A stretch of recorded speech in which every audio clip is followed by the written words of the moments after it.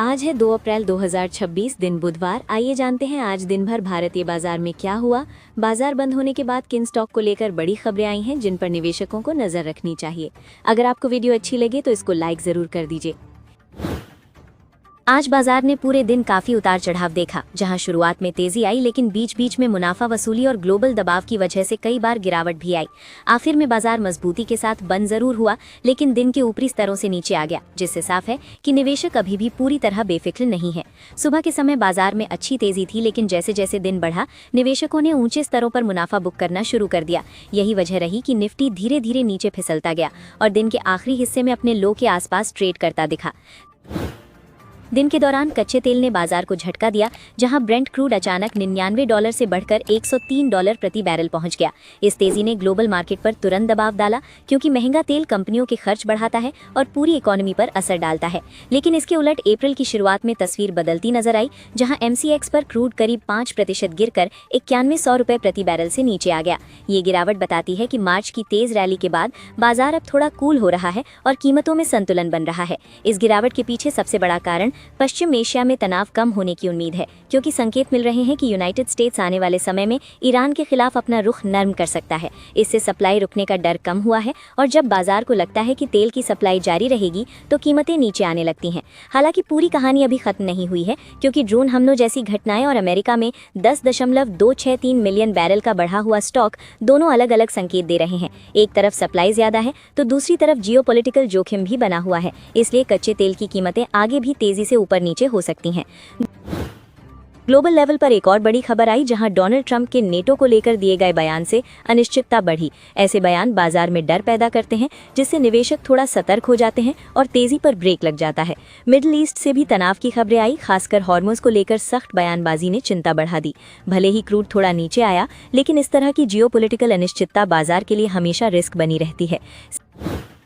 Sector की बात करें तो ऑटो शेयरों में अच्छी तेजी देखने को मिली, जहां आइचर मोटर्स, महिंद्रा एंड महिंद्रा और मारुति सुजुकी इंडिया जैसे शेयर मजबूत रहे। इसकी वजह इनके बेहतर सेल्स आंकड़े रहे, जिससे निवेशकों का भरोसा बढ़ा। वहीं दूसरी तरफ फार्मा सेक्टर में दबाव देखने को मिला, जहां डॉक्टर रेड्डी लेबोरेटरीज, सन फार्मास्यूटिकल और सिप्ला जैसे शेयरों में गिरावट आई। इस गिरावट ने इंडेक्स को नीचे खींचने में बड़ा रोल निभाया।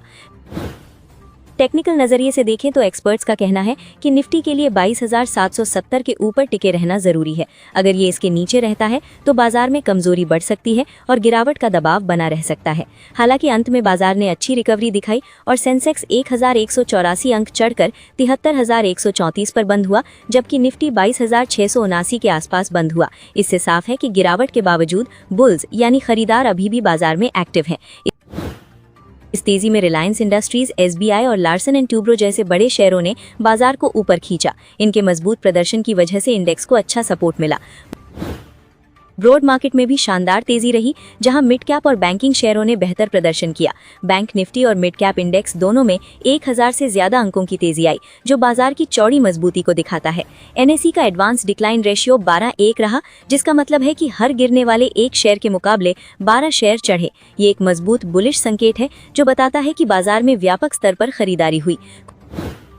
कुछ खास शेयरों में जोरदार हलचल देखने को मिली, जैसे गार्डन रीच शिप बिल्डर्स करीब 20% चढ़ा, क्योंकि कंपनी ने वित्त वर्ष 26 में रिकॉर्ड रेवेन्यू दिखाया। रेट गेन ट्रैवल टेक्नोलॉजीज 10% उछला और BSE लिमिटेड 7% चढ़ा, जहां RBI के फैसले का असर दिखा। इंडिगो में भी करीब 6% की तेजी आई, क्योंकि ATF यानी हवाई ईंधन की कीमतें कम रहीं, जिससे कंपनी की लागत घटने की उम्मीद बढ़ी। इसके अलावा टेनिको क्लीन एयर और इटर्नल में भी खरीदारी देखने को मिली। हालांकि अशोक लेलैंड करीब 3% गिर गया, क्योंकि कंपनी के सेल्स आंकड़े उम्मीद से कमजोर रहे। इससे साफ होता है कि जहां अच्छी खबर है वहां तेजी है और जहां कमजोरी है वहां तुरंत दबाव आ रहा है।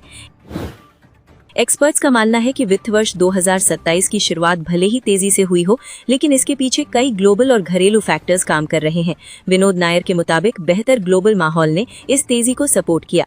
उन्होंने ये भी कहा कि डोनाल्ड ट्रंप के नरम संकेतों से वेस्ट एशिया को लेकर डर थोड़ा कम हुआ, जिससे निवेशकों की रिस्क एपेटाइट यानी जोखिम लेने की क्षमता बढ़ी और बाजार में खरीदारी आई।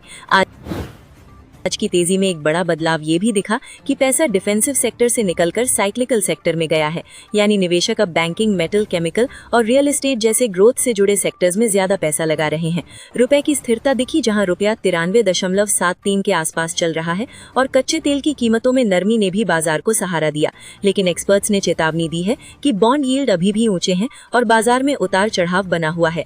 आने वाले समय में बाजार की दिशा काफी हद तक जियोपॉलिटिकल हालात पर निर्भर करेगी। अगर मिडिल ईस्ट में तनाव बढ़ता है तो बाजार में अचानक गिरावट आ सकती है, इसलिए इस समय थोड़ा संभल कर निवेश करना ज्यादा समझदारी होगी। सेबी ने 1 अप्रैल से गोल्ड और सिल्वर ETF की वैल्यू निकालने का तरीका बदल दिया है, जहां अब इंटरनेशनल बेंचमार्क जैसे लंदन बुलियन मार्केट एसोसिएशन की जगह भारत के एक्सचेंज के स्पॉट प्राइस का इस्तेमाल होगा। इसका मतलब है कि अब NAV सीधे घरेलू कीमतों के हिसाब से तय होगा, जिससे निवेशकों को ज्यादा साफ और रियलिस्टिक वैल्यू दिखेगी। पहले NAV निकालने में dollar rate, import duty, tax और ट्रांसपोर्ट जैसे कई फैक्टर्स जोड़ने पड़ते थे, जिससे वैल्यू थोड़ी जटिल हो जाती थी। अब नए सिस्टम में ये प्रोसेस आसान हो गया है और सभी फंड्स एक जैसे तरीके से वैल्यू तय करेंगे, जिससे तुलना करना भी आसान होगा। निवेशकों के लिए इसका सीधा मतलब ये है कि अब ETF की रिटर्न भारत के लोकल गोल्ड सिल्वर प्राइस के ज्यादा करीब रहेगी। इससे छोटे छोटे फर्क कम होंगे, ट्रैकिंग बेहतर होगी और लॉन्ग टर्म में निवेशकों को ज्यादा ट्रांसपेरेंट और भरोसेमंद रिटर्न देखने को मिल सकते हैं। वेस्ट एशिया में जारी तनाव की वजह से भारत की तेल इकोनॉमी पर दबाव बढ़ गया है, जहां ऑयल मार्केटिंग कंपनियां हर घरेलू LPG सिलेंडर पर करीब 380 रुपए का नुकसान उठा रही हैं। पेट्रोलियम मंत्रालय के मुताबिक अगर हालात ऐसे ही रहे तो मई तक कुल नुकसान करीब 40,484 करोड़ रुपए तक पहुंच सकता है, जिससे सरकार पर बड़ा फिस्कल बोझ आने की आशंका है। सरकार ने फिलहाल आम जनता को राहत देने के लिए घरेलू LPG के दाम नहीं बढ़ाए हैं, लेकिन कमर्शियल सिलेंडर महंगा किया गया है क्योंकि ग्लोबल कीमतें तेजी से बढ़ी हैं। इसके साथ ही पेट्रोल डीजल पर 10 रुपए प्रति लीटर एक्साइज ड्यूटी घटाने से हर 15 दिन में करीब 5,500 करोड़ रुपए का राजस्व नुकसान हो रहा है। ट्रू आरी ओरियाना पावर ने solar energy corporation of India के साथ करीब 3,135 करोड़ रुपए की लंबी अवधि की डील साइन की है, जिसमें 10 साल तक हर साल 60,000 टन ग्रीन अमोनिया सप्लाई किया जाएगा। ये डील 52.25 रुपए प्रति किलो की तय कीमत पर है, जिससे कंपनी को लंबे समय तक रेवेन्यू की स्पष्टता मिलती है। इस प्रोजेक्ट को मध्य प्रदेश के सागर में डेवलप किया जाएगा, जहां ओरियाना पावर पूरी जिम्मेदारी निभाएगी, जिसमें जमीन, अप्रूवल और डेवलपमेंट शामिल हैं। ये प्रोजेक्ट सरकार के साइट प्रोग्राम के तहत आया है, जिससे इसकी विश्वसनीयता और बढ़ जाती है। फोर्स मोटर्स ने मार्च में 14.4% की मजबूत ग्रोथ के साथ 4,126 यूनिट्स की बिक्री दर्ज की, जो पिछले साल के मुकाबले काफी बेहतर है। ये ग्रोथ मुख्य रूप से घरेलू बाजार में मजबूत मांग की वजह से आई, खासकर कमर्शियल और यूटिलिटी व्हीकल सेगमेंट में। इससे ये संकेत मिलता है कि कंपनी का बेसिक बिजनेस भारत में अच्छी स्थिति में बना हुआ है। हालांकि एक्सपोर्ट्स में 22% से ज्यादा की गिरावट आई और ये घटकर सिर्फ 73 यूनिट रह गया, जिसका मुख्य कारण मिडिल ईस्ट में चल रहा जियोपॉलिटिकल तनाव है। इससे साफ है कि कंपनी का इंटरनेशनल बिजनेस अभी भी बाहरी जोखिमों से प्रभावित हो रहा है। रेन इंडस्ट्रीज के शेयरों में 8% से ज्यादा की तेजी आई, क्योंकि इसकी सब्सिडियरी ने EV बैटरी के लिए जरूरी ग्रेफाइट प्रोजेक्ट सफलतापूर्वक पूरा किया। ये प्रोजेक्ट लिथियम आयन बैटरियों में इस्तेमाल होने वाले CSPG मटेरियल के प्रोडक्शन से जुड़ा है, जो इलेक्ट्रिक व्हीकल्स के लिए बेहद अहम होता है। इस प्रोजेक्ट की खास बात यह है कि ये चीन पर निर्भरता कम करने की दिशा में एक बड़ा कदम है, क्योंकि अभी 90% ग्रेफाइट वहीं से आता है। प्रोजेक्ट को कनाडा सरकार का सपोर्ट मिला है और अब डेमो प्लांट भी शुरू होने वाला है।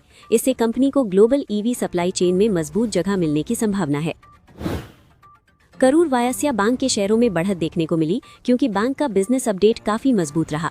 डिपॉजिट 13.13% बढ़कर 1,02 करोड़ रुपए हो गया, जबकि एडवांस 16.87% बढ़कर 98,743 करोड़ रुपए पहुंच गया। इससे बैंक की ग्रोथ और लोन डिमांड दोनों में मजबूती साफ दिखाई देती है। बैंक का कासा भी 11.82% बढ़कर 31,122 करोड़ रुपए हो गया, जिससे सस्ती फंडिंग बढ़ती है और मुनाफे में सुधार की संभावना बनती है। कुल बिजनेस 14.92% बढ़कर 2,14,000 करोड़ रुपए पहुंच गया, जो एक मजबूत ट्रेंड दिखाता है। साथ ही 19 में से 18 एनालिस्ट्स ने बाय रेटिंग दी है, जिससे निवेशकों का भरोसा और मजबूत होता है। कोल इंडिया के मार्च महीने के आंकड़ों में हल्की कमजोरी दिखी, जहां प्रोडक्शन 1.5% घटकर 84.50 मिलियन टन रहा। लेकिन अच्छी बात यह रही कि ऑफ टेक यानी बिक्री 0.7% बढ़कर 69.5 मिलियन टन हो गई, जिससे ये संकेत मिलता है कि मांग अभी भी स्थिर बनी हुई है। कंपनी भविष्य को लेकर भी आक्रामक नजर आ रही है, जहां उसने 1057 करोड़ रुपए का बैटरी एनर्जी स्टोरेज प्रोजेक्ट हासिल किया है। इसके अलावा करीब 3300 करोड़ रुपए का निवेश कर 8 नए कोल वॉशरीज लगाने की योजना है, जिससे कोयले की गुणवत्ता बेहतर होगी और आयात पर निर्भरता कम होगी। जे कुमार इंफ्रा प्रोजेक्ट्स को 2360 करोड़ रुपए का बड़ा एक्सप्रेसवे प्रोजेक्ट मिला है, जिससे कंपनी की ऑर्डर बुक मजबूत हुई है। ये प्रोजेक्ट महाराष्ट्र में वधवन पोर्ट कनेक्टिविटी को बेहतर बनाने के लिए है, जो इंफ्रास्ट्रक्चर ग्रोथ के लिहाज से अहम है। ये प्रोजेक्ट ईपीसी मॉडल पर 30 महीनों में पूरा किया जाएगा, यानी कंपनी खुद डिजाइन से लेकर निर्माण तक पूरा काम संभालेगी। हालांकि पिछले 1 साल में शेयर में 31% का नेगेटिव रिटर्न दिया है, लेकिन इस नए ऑर्डर के बाद शेयर में करीब 10% की तेजी आई है। पेट्रोनेट एलएनजी के शेयरों में आज करीब 5% की तेजी आई, क्योंकि कंपनी ने अपने दहेज एलएनजी टर्मिनल की क्षमता 17.5 से बढ़ाकर 22.5 MMTPA कर दी है। इससे कंपनी अब ज्यादा गैस हैंडल कर सकेगी, जो लॉन्ग टर्म के लिए पॉजिटिव है। हाल ही में कंपनी को कतर एनर्जी से जुड़े मुद्दों का असर झेलना पड़ा था, जहां ईरान वॉर के दौरान इंफ्रास्ट्रक्चर डैमेज होने से सप्लाई प्रभावित हुई थी। हालांकि भारत पर इसका सीधा असर नहीं पड़ा, फिर भी ग्लोबल अनिश्चितता बनी हुई है। ब्रोकरेज फर्म नोमुरा ने टारगेट प्राइस घटाकर 340 रुपए किया है, लेकिन बाय रेटिंग बरकरार रख। हीरो मोटोकॉर्प ने मार्च 2026 में करीब 5.98 लाख यूनिट्स की बिक्री की, जो सालाना आधार पर 8.84% की अच्छी बढ़त दिखाती है और बाजार के अनुमान के लगभग बराबर रही। इसमें सबसे बड़ा योगदान स्कूटर सेगमेंट का रहा, जहां बिक्री 53% से ज्यादा उछली, जबकि मोटरसाइकिल सेगमेंट में भी करीब 5% की स्थिर ग्रोथ देखने को मिली। कंपनी के लिए एक और पॉजिटिव संकेत एक्सपोर्ट से आया, जो 15.63% बढ़कर 0.46 लाख यूनिट्स पहुंच गए, यानी घरेलू के साथ साथ अंतर्राष्ट्रीय बाजार में भी डिमांड मजबूत हो रही है। कुल मिलाकर ये आंकड़े दिखाते हैं कि कंपनी की सेल्स रिकवरी ट्रैक पर है और डिमांड साइड से सपोर्ट मिल रहा है। वी-मार्ट रिटेल ने मार्च क्वार्टर में शानदार प्रदर्शन दिखाया, जहां कंपनी का रेवेन्यू 24% बढ़कर 971 करोड़ रुपए पहुंच गया और सेम स्टोर सेल्स ग्रोथ यानी पुराने स्टोर्स की सेल्स में भी 12% की अच्छी बढ़त रही। इसका मतलब है कि सिर्फ नए स्टोर्स ही नहीं, पुराने स्टोर्स भी अच्छा परफॉर्म कर रहे हैं, जो बिजनेस की मजबूती दिखाता है। कंपनी ने तेजी से विस्तार करते हुए Q4 में 29 नए स्टोर्स खोले और पूरे वित्त वर्ष 26 में 92 नए स्टोर्स जोड़े, जो अब तक का सबसे ज्यादा है। साथ ही Q3 में कंपनी ने घाटे से निकलकर 87.99 करोड़ रुपए का मुनाफा भी दर्ज किया, जिससे साफ है कि डिमांड और ऑपरेशन दोनों में सुधार हो रहा है और आगे ग्रोथ की संभावना मजबूत बन रही है। भारत इलेक्ट्रॉनिक्स के शेयरों में करीब 6% की तेजी देखने को मिली, क्योंकि कंपनी ने वित्त वर्ष 26 में 16.2% की मजबूत रेवेन्यू ग्रोथ दिखाई, जो बढ़कर 26,750 करोड़ हो गई। ये ग्रोथ दिखाती है कि डिफेंस सेक्टर में कंपनी की पकड़ मजबूत बनी हुई है और लगातार ऑर्डर्स मिल रहे हैं। कंपनी को वित्त वर्ष 26 में 30,000 करोड़ रुपए के नए ऑर्डर्स मिले हैं, जिसमें एक्सपोर्ट ऑर्डर्स भी शामिल हैं और एक्सपोर्ट सेल्स 33.6% बढ़ी है। डिफेंस के साथ साथ कंपनी ने नॉन डिफेंस सेक्टर जैसे AIIMS IT infra, railway system और एयरपोर्ट सर्वेलेंस में भी ऑर्डर्स हासिल किए हैं, जिससे बिजनेस डाइवर्सिफिकेशन मजबूत हुआ है। सबसे बड़ी ताकत कंपनी का 74,000 करोड़ का ऑर्डर बुक है, जो भविष्य की कमाई की मजबूत विजिबिलिटी देता है। साथ ही कंपनी AI, साइबर सिक्योरिटी और एडवांस टेक्नोलॉजी पर फोकस कर रही है, जिससे लॉन्ग टर्म में ग्रोथ के बड़े मौके बन सकते हैं। एवेन्यू सुपरमार्ट यानी डी मार्ट के शेयरों में करीब 8% की तेजी आई, क्योंकि कंपनी ने स्टोर खोलने की रफ्तार तेज कर दी है।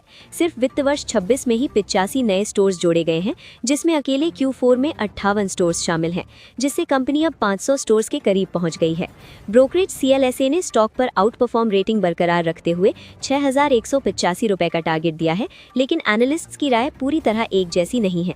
29 में से कुछ बाय कह रहे हैं, तो कई होल्ड और सेल पर भी हैं, जिससे साफ है कि ग्रोथ मजबूत है, लेकिन वैल्यूएशन को लेकर थोड़ा सतर्क नजरिया बना हुआ है। पावर मैक प्रोजेक्ट्स को हिंदुस्तान जिंक से 109 करोड़ रुपए का नया ऑर्डर मिला है, जिसमें 91.5 मेगावाट के कैप्टिव पावर प्लांट का ऑपरेशन और मेंटेनेंस शामिल है। ये 48 महीनों का कॉन्ट्रैक्ट है, जो कंपनी के पावर सेक्टर में लंबे समय तक स्थिर रेवेन्यू देने में मदद कर सकता है। खास बात यह है कि कंपनी लगातार बड़े ऑर्डर्स जीत रही है। मार्च में 709 करोड़ रुपए और फरवरी में करीब 1,000 करोड़ रुपए के प्रोजेक्ट्स मिले थे। हालांकि शेयर पिछले 6 महीने में गिरा है, लेकिन ऐसे मजबूत ऑर्डर फ्लो से आगे ग्रोथ की उम्मीद बनती दिख रही है, जिसका असर शेयर में तेजी के रूप में दिखा। सम्मान कैपिटल का शेयर आज इसलिए चर्चा में रहा क्योंकि पूरे एनबीएफसी सेक्टर में तेजी होने के बावजूद इसमें तेज गिरावट देखने को मिली, जो साफ तौर पर स्टॉक स्पेसिफिक कमजोरी की ओर इशारा करती है। ओपनिंग में गैप अप के बाद तुरंत बिकवाली आना ये दिखाता है कि ऊपर के लेवल पर बड़े खिलाड़ियों ने निकलने का मौका लिया और रिटेल निवेशक फंस गए। ये पैटर्न पहली बार नहीं दिखा है। बार बार पहले तेजी का माहौल बनता है और फिर अचानक गिरावट आती है, जिससे शक होता है कि या तो ऑपरेटर एक्टिविटी है या स्टॉक की स्ट्रक्चर में कमजोरी है। निवेशकों के लिए यहाँ सबसे बड़ी सीख यही है कि सिर्फ सेक्टर देखकर निवेश ना करें और गैप अप जैसी तेजी में बिना प्लान के एंट्री करना भारी नुकसान दे सकता है। विप्रो में मैनेजमेंट लेवल पर बड़ा बदलाव हुआ है, जहां सुजान डैन ने अमेरिकाज 2 यूनिट के सीईओ पद से इस्तीफा दे दिया है और ये 3 मई 2026 से लागू होगा। वहीं कंपनी ने नागेंद्र बंदारू को AI native business and platforms unit का नया सीईओ बनाया है, जो 1 अप्रैल 2026 से जिम्मेदारी संभालेंगे। इन्फो एजेस इंडिया में बड़ा मैनेजमेंट बदलाव देखने को मिला है, जहां Naukri.com से जुड़े होल टाइम डायरेक्टर और चीफ बिजनेस ऑफिसर पवन गोयल ने इस्तीफा दे दिया है। उनका इस्तीफा 31 मई 2026 से लागू होगा और कंपनी ने उनके योगदान की सराहना करते हुए कहा कि उन्होंने अपने कार्यकाल में बिजनेस को मजबूत बनाने में अहम भूमिका निभाई। सरकार के नए रिसाइकलिंग नियम ने पैकेजिंग सेक्टर के शेयरों में जबरदस्त तेजी ला दी, जहां गणेशा इकोस्फीयर 20% के अपर सर्किट पर लॉक हो गया और यूफ्लेक्स लिमिटेड करीब 18% चढ़ गया। ये तेजी इसलिए खास है क्योंकि उसी समय बाजार सिर्फ करीब 2 से 2.5% ऊपर था, यानी इन स्टॉक्स में खबर के दम पर अलग ही रफ्तार देखने को मिली। इस उछाल की सबसे बड़ी वजह नया नियम है, जिसके तहत 1 अप्रैल 2026 से F&B पैकेजिंग में कम से कम 40% रिसाइकल्ड कंटेंट अनिवार्य कर दिया गया है, जिसे आगे 60% तक बढ़ाया जाएगा। इसका सीधा मतलब है कि रिसाइकलिंग से जुड़ी कंपनियों की डिमांड बढ़ेगी, जिससे इनके ऑर्डर और कमाई दोनों में बढ़त आ सकती है। लंबे समय के नजरिए से देखें तो रिसाइकल्ड प्लास्टिक का बाजार तेजी से बढ़ रहा है और 2030 तक इसमें मजबूत ग्रोथ की उम्मीद है। ऐसे में गणेशा इकोस्फीयर और यूफ्लेक्स जैसी कंपनियां इस ट्रेंड का बड़ा फायदा उठा सकती हैं, लेकिन तेजी के बाद उतार चढ़ाव भी आ सकते हैं। टीवीएस मोटर ने मार्च में जबरदस्त ग्रोथ दिखाई है, जहां कुल बिक्री 25% बढ़कर 5.19 लाख यूनिट पहुंच गई। खास बात ये रही कि 2 व्हीलर, 3 व्हीलर और ईवी सेगमेंट तीनों में मजबूत बढ़त दिखी, जिसमें ईवी बिक्री 44% बढ़ना ये दिखाता है कि कंपनी इलेक्ट्रिक सेगमेंट में तेजी से पकड़ बना रही है। इंडियन बैंक के लिए चौथी तिमाही में बिजनेस ग्रोथ मजबूत रही है, जहां ग्रॉस एडवांसेस 13.6% और डिपॉजिट्स 12.6% बढ़े हैं, जो बैंक की लेंडिंग और डिपॉजिट दोनों में अच्छी पकड़ दिखाता है। हालांकि कासा रेशियो थोड़ा घटकर 39.86% पर आ गया, जो संकेत देता है कि सस्ते फंडिंग का हिस्सा थोड़ा कम हुआ है। कर्नाटका बैंक ने भी मार्च तिमाही में स्थिर प्रदर्शन दिखाया है, जहां कासा 10% सालाना और 11.5% तिमाही आधार पर बढ़ा है, जबकि डिपॉजिट और एडवांसेस में भी अच्छी बढ़त रही है। ये दिखाता है कि बैंक धीरे धीरे अपने कोर ऑपरेशंस को मजबूत कर रहा है और ग्रोथ ट्रैक पर बना हुआ है। अगली खबर, मार्च 2026 में जीएसटी कलेक्शन मजबूत रहा और कुल कलेक्शन करीब 2 लाख करोड़ रुपए तक पहुंच गया, जो पिछले साल के मुकाबले 8.8% ज्यादा है। इससे ये संकेत मिलता है कि देश में आर्थिक गतिविधियां और खपत दोनों में अच्छी ग्रोथ बनी हुई है। अगर पूरे वित्त वर्ष 2026 की बात करें तो कुल जीएसटी कलेक्शन 8.37% बढ़कर 22.27 लाख करोड़ रुपए हो गया है। आसान भाषा में समझें तो सरकार की टैक्स वसूली बढ़ रही है, जो इकोनॉमी के मजबूत होने का संकेत देता है। मार्च के आंकड़ों में सीजीएसटी, एसजीएसटी और आईजीएसटी तीनों में अच्छा योगदान रहा, जहां आईजीएसटी सबसे ज्यादा रहा। इसका मतलब है कि इंटरस्टेट ट्रेड यानी राज्यों के बीच कारोबार और इंपोर्ट एक्सपोर्ट गतिविधियां काफी एक्टिव रहीं। रिफंड के बाद भी सरकार का नेट जीएसटी रेवेन्यू मजबूत रहा, जो करीब 1.78 लाख करोड़ रुपए रहा और सालाना आधार पर 8% से ज्यादा की बढ़त दिखी। इससे साफ है कि टैक्स कलेक्शन में स्थिरता है, लेकिन साथ